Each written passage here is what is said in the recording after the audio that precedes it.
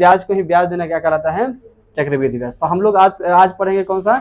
चक्रवृद्धि ब्याज। हम लोग सीखेंगे चक्रवृद्धि ब्याज और साधारण ब्याज। तो साधारण ब्याज और चक्रवृद्धि ब्याज में दोनों अंतर बता दिए। अब थोड़ा सा देखते हैं कि चक्रवृद्धि ब्याज क्या होता है। यहाँ पर देखिए, सबसे पहले मूलधन देखेंगे, दर देखेंगे, ब्याज, इसके बाद देखेंगे सम्मिश्रण। तो हम चक्रवृद्धि ब्याज तो बता दिए किसे कहते हैं। साधारण ब्याज आप समझ गए, साधारण ब्याज हम कैसे निकालते हैं, चक्रवृद्धि ब्याज भी कैसे निकालते हैं। ब्याज के ब्याज ही देना क्या कहलाता है? चक्रवृद्धि ब्याज। और किसी को हमने पैसा उधार लिए हैं, और वो जितना परसेंट पर लिए हैं, 1 2 3 5 जितना परसेंट पर लिए हैं उतना ही परसेंट वापस कर दिए तो क्या कहला जाएगा? वो साधारण ब्याज कहलाएगा। वो भी ब्याज कहलाएगा, साधारण क्या है। लेकिन किसी कारणवश से अगर हम 1 2 महीना 6 महीना के बाद देते हैं, ब्याज का ब्याज देना पड़ गया तो क्या कहला जाएगा? चक्रवृद्धि ब्याज कहलाएगा। तो अब देखिए क्या मूलधन क्या होते हैं। मेरे पास आता है कि मूलधन क्या होते हैं। देखिए, वह मूल राशि जो किसी व्यक्ति द्वारा उधार ली जाती है उसे क्या कहते हैं हम लोग? मूलधन कहते हैं। यानी आप किसी से उधार लीजिएगा ना, जैसे 100 रुपया, 200, 500, 1000 रुपया आपने लिए, तो कौन सी राशि कहलाएगी? आपका मूलधन कहलाएगी। यानी आप किसी से कुछ भी लीजिएगा, जैसे आपने उधार लिए, तो उधार जब लीजिएगा तो क्या कहलाएगा? यानी आपने भी उधार दिए चाहे खुद आपने लिए, तो एक मूलधन का रूप हो गया ना। तो उधार लेना देना क्या हो गया? आपका मूलधन। यानी वह राशि जब किसी व्यक्ति से क्या करेंगे हम, किसी उधार ली जाती है। क्या ली जाती है हम लोग? उधार ली जाती है। आप भी उधार ले सकते हैं, अभी उधार भी दे सकते हैं। तो उधार ली जाती है उसे क्या कहते हैं हम लोग? मूलधन कहते हैं। अब देखिए यहाँ पर दर क्या होते हैं। मूलधन पर जो ब्याज दे होता है उसे क्या कहते हैं? दर कहते हैं। यानी वो दर कहलाती है। अब बात करते हैं कि मूलधन पर जो ब्याज दे होता है, जैसे मेरे पास मूलधन 100 रुपया, ध्यान दीजिएगा यहाँ पर मूलधन कितना है? मेरे पास 100 रुपया है। और दर यहाँ पर अगर हम बात करते हैं तो दर, ये आपको कैसे दर निकालेंगे तो पहले ब्याज सीखते हैं। ब्याज, इस पर कितना ब्याज हमने लिए? 5%। कितना ब्याज लिए इस पर? 5%। तो 5% जब हम ब्याज लेंगे, 5% ब्याज लेंगे तो 100 गुना 5 करेंगे, 100 गुना 5 बटा 100, यानी जितना दिन का दर है वो लगाएंगे, अब बटा 100 से भाग देंगे तो आ जाएगा। अभी इसके पहले सिखाए थे। तो यहाँ पर देखिए दर क्या है? मूलधन जो ब्याज की देय होता है उसे दर कहते हैं। यानी जो ब्याज का देय होगा, यानी जो ब्याज देंगे तो किस देय पर देंगे। यानी अब मान लीजिए कि हमारे पास यहाँ पर 100 रुपया मूलधन हो गया, समय भी मेरे पास जो दर है वो कितना परसेंट है? 5। अब बताइए वो कितना दिन में देंगे? ये 5% दे रहा है, 100 रुपये पर 5% दे रहा है ना, तो 5% दे रहा है कितना दिन में? 1 महीना, 2 महीना, 6 महीना, साल भर। उसका कुछ ना कुछ समय होगा कि नहीं होगा?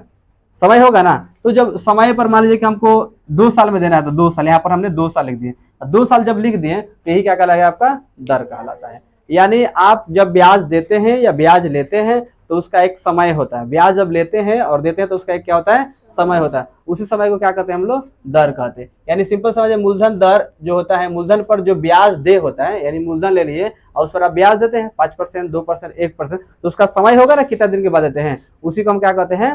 दर कहते हैं। ब्याज क्या होते हैं? मान लीजिए ठीक है, आपने ब्याज अपने दिए हैं, देय होता है, उसे हम लोग क्या कहते हैं? दर कहते हैं। तो फिर ब्याज क्या होता है? किसी निश्चित अवधि पर अधिक राशि किसी मूलधन के साथ वापस ली जाती है उसे क्या कहते हैं हम लोग? ब्याज कहते हैं। आपने यहाँ पर 100 रुपया दिए, 100 रुपये पर कितना परसेंट लिए? 5। ये क्या हो गया? आपका ब्याज हो गया। यानी आपको आप समझना है किसी निश्चित अवधि पर जो अधिक मूल राशि अवधि के मूलधन के साथ वापस ली जाती है। जैसे आपने 100 रुपया दिए और 5% लिए तो कितना हो गया? 105 रुपये। उसी को हम लोग क्या कहते हैं? ब्याज कहते हैं। तो ये निश्चित अवधि नहीं होता है, आपको कितना भी समय ले सकते हैं, जैसे 1 महीना, 2 महीना, 6 महीना, साल भर, जितना आपको समय चाहिए उतना समय आप ले सकते हैं। लेकिन हाँ, ये होगा उसका ब्याज बढ़ते जाएगा। एक साधारण ब्याज होता है और एक होता है चक्रवृद्धि ब्याज। चक्रवृद्धि ब्याज ब्याज के ब्याज लगता है और साधारण ब्याज में ब्याज के ब्याज नहीं लगता है। तो आगे वो समझे, किसी निश्चित अवधि पर जो अधिक राशि किसी मूलधन के साथ वापस ले जाती है उसे क्या कहते हैं हम लोग? ब्याज कहते हैं।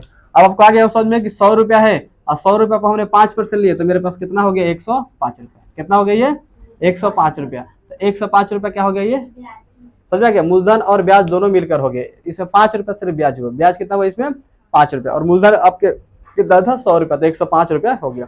इस अगर आप मूलधन को और ब्याज को जोड़ते हैं तो उसको मिश्रधन कहा जाता है। क्या कहा जाता है? उसको मिश्रधन कहा जाता है। अगर आपके पास मूलधन है 100 रुपया और आपके पास ब्याज है 5 रुपया, दोनों को जोड़ देंगे मूलधन को और मूलधन को और ब्याज को, तो क्या बन जाएगा? मिश्रधन बन जाएगा। समझा रहे ना? मिश्रधन अगर मान लीजिए मूलधन को जोड़ते हैं और ब्याज को जोड़ते हैं, क्या बन जाएगा? आपका मिश्रधन बन जाएगा। अब देखिए यहाँ पर समझ आ गया ना ब्याज किसे कहते हैं, तब मूलधन किसे कहते हैं, दर किसे कहते हैं, ब्याज किसे कहते हैं, हम लोग को समझ में आ गया होगा। अब देखिए अब ब्याज बराबर क्या होता है, वही साधारण ब्याज पहले देखते हैं। कौन सा ब्याज? आपका साधारण ब्याज। तो देखिए होता है मूलधन होता है, गुना दर होता है, गुना समय होता है। अब बटा में क्या होता है? 100। यानी मूलधन गुना समय गुना दर बटा क्या लिखेंगे? 100। मूलधन को अगर बात करते हैं तो P से सूचित करते हैं, ठीक है। अब इसको हम लोग जो समय है T से सूचित करते हैं और दर को कैसे सूचित करते हैं, आर से, और बटा में क्या हो जाएगा, इसलिए हम बोल सकते हैं P गुना T गुना R, यानी PRT बोल सकते हैं चाहे PTR बोल सकते हैं। मूलधन को इधर रखे, यहाँ पर दर को रखे, चाहे यहाँ पर दर को रखे, कोई दिक्कत नहीं है, समझा गया ना। तो P गुना R गुना T बटा क्या होता है, सही, या P गुना T गुना R बटा क्या हो जाएगा, सही। मूलधन गुना समय गुना दर बटा सही, किसका फॉर्मूला होता है, साधारण ब्याज की। किसका फॉर्मूला होता है आपका, साधारण ब्याज के। अब हम देखते हैं थोड़ा सा मिश्रधन बताते हैं, देखिए यहाँ पर तो मूलधन होता है और 1 प्लस दर, अब उसके पावर क्या हो जाएगा, समय। जब भी आपको मिश्रधन निकालना होगा तो मूलधन इनटू में रहेगा और 1 प्लस दर बटा 100, यानी R बटा क्या हो जाएगा 100, अब पावर क्या हो जाएगा T रहेगा, यानी समय रहेगा। पावर क्या रहेगा, T यानी समय। इसी मिश्रधन को हम अभी बताए हैं यहाँ पर, मिश्रधन को अगर और निकालना चाहते हैं तो मिश्रधन बराबर हो जाएगा, मिश्रधन बराबर हो जाएगा मूलधन और प्लस क्या हो जाएगा ब्याज। मूलधन प्लस ब्याज बराबर क्या निकल जाएगा आपका, मिश्रधन निकल जाएगा। मूलधन को और ब्याज को जोड़ दीजिएगा तो क्या निकल जाएगा, मिश्रधन निकल जाएगा।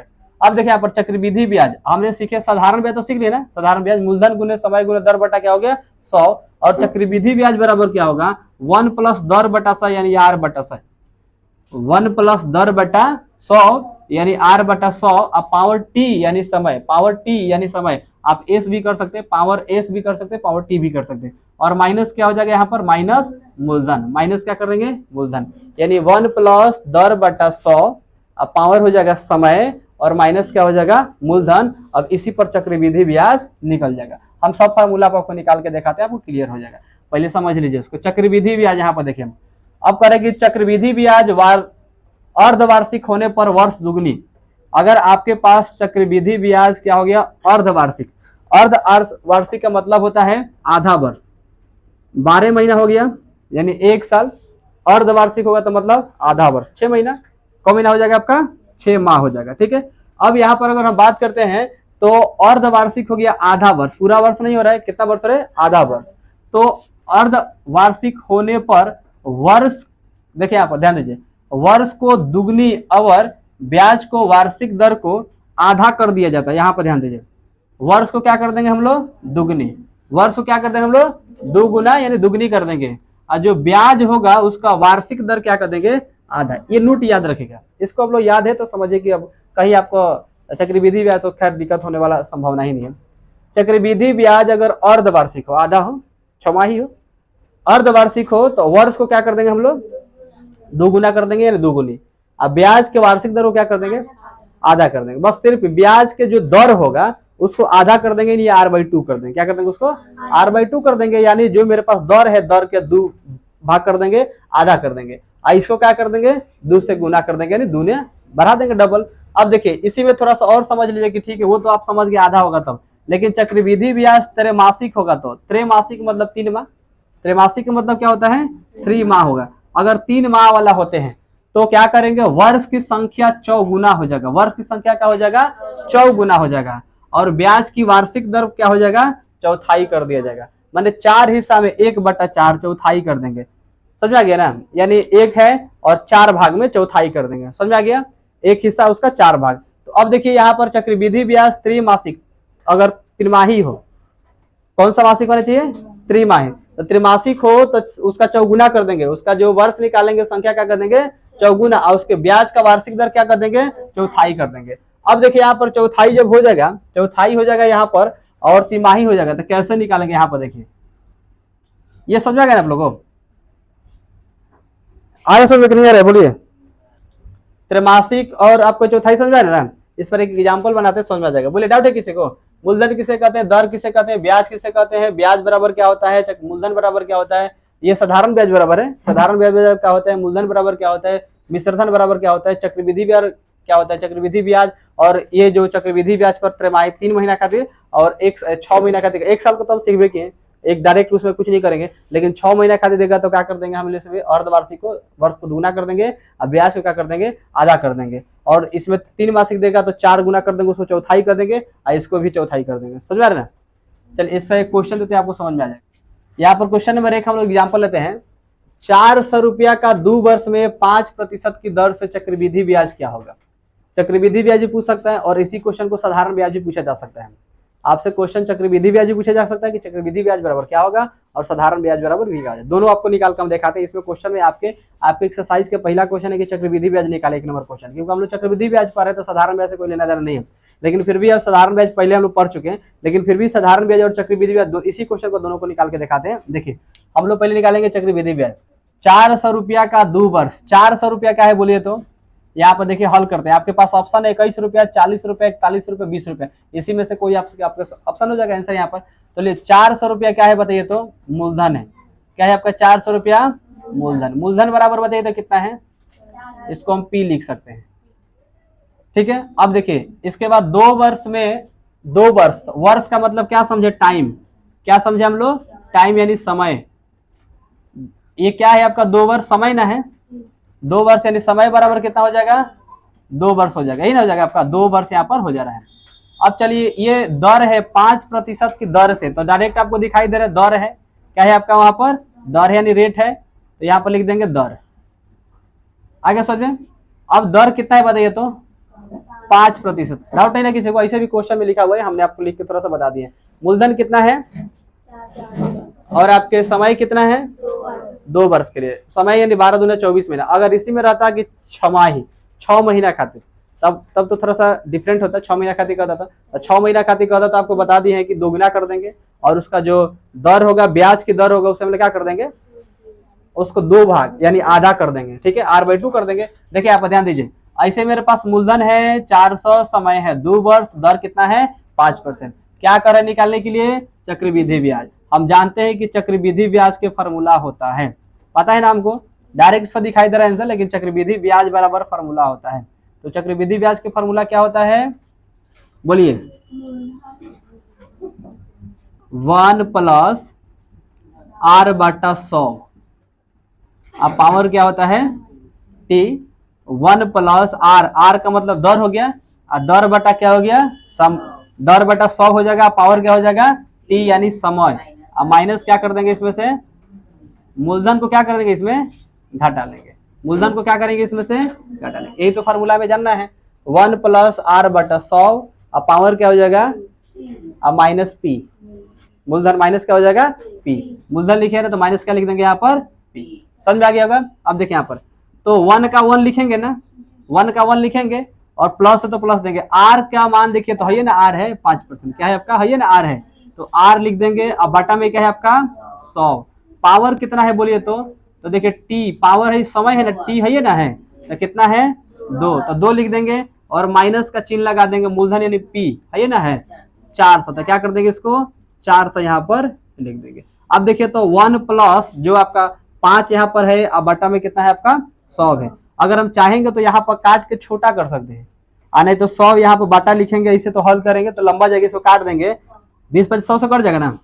अब देखिए यहाँ पर 1 का 1 यहाँ पर, 1 बटा के 20 यहाँ पर, यानी 20 पैसा 20 है ना, अब 20 गो है वो कितना हो जाएगा, ये 21 गो हो जाएगा। तो डायरेक्ट हम क्या करें, 20 है, 20 हो गया यहाँ पर, 20 पूरा हो गया, 20 से कट गया ना, अब 20 + 1 कितना हो गया 21, कितना हो जाएगा आपका 21, और ये कितना मेरे पास है 21 का स्क्वायर हो जाएगा, और कितना है मेरे पास ये 400 है। अच्छा 21 का स्क्वायर कितना हो जाएगा 441, 400 है बराबर कितना हो जाएगा ये 41 रुपया, कितना होगा ये 41 रुपया। अच्छा देखिए तो इसमें ऑप्शन दिया 41 रुपया, यहाँ पर दिया है ऑप्शन 41 रुपया, मेरे पास कितना हो गया 41, इसका आंसर। डाउट है किसी को। अब इसी को देखिए साधारण ब्याज निकाल के दिखाते हैं, यहाँ पर देखिए अब इसी पर हम साधारण ब्याज निकालते हैं। क्या निकालते हैं हम लोग, साधारण ब्याज। अच्छा तो साधारण ब्याज बराबर क्या होता है, मूलधन गुना समय गुना दर बटा क्या होता है 100। अच्छा मूलधन कितना है बताइए तो, मूलधन है 400 रुपया, समय कितना है, दर कितना है, बटा में क्या करेंगे कर देंगे, 2 जीरो से 2 जीरो कट जाएगा, 4 दूना 8, 8 × 5 40 रुपया, कितना हो गया आपका। अच्छा देखिए तो इसमें 40 रुपया है, तो अगर साधारण ब्याज, ये क्वेश्चन में चक्रवृद्धि ब्याज ना पूछ के साधारण ब्याज पूछता तो मेरा आंसर कितना होता 40 रुपया। अब पूछ दिया है चक्रवृद्धि ब्याज, तो आंसर कितना हो गया 41। तो हाई एक बन गया साधारण ब्याज, हाई हो गया चक्रवृद्धि ब्याज, दोनों बनाने आ गए ना। अब विसर्धन पूछते तो क्या करते हैं, ब्याज को और मूलधन को क्या करते हैं जोड़ देते हैं। डाउट है किसी को, अब तो बन जाएगा।